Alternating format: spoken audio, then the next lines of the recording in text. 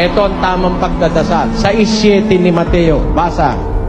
At sa pananalangin ninyo ay huwag ninyong gamitin ang walang kabuluhang paulit-ulit na gaya ng ginagawa ng mga hentil, sapagkat iniisip nilang dahil sa kanilang maraming kasasalita ay didinggin sila.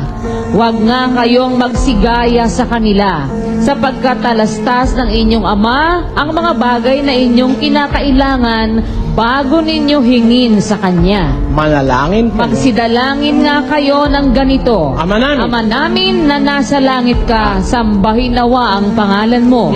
Dumating nawa ang kaharian mo. Gawin nawa ang iyong kalooban, kung paano sa langit, gayon din naman sa lupa. At Ibigay mo sa amin ngayon ang aming kakanin sa araw-araw.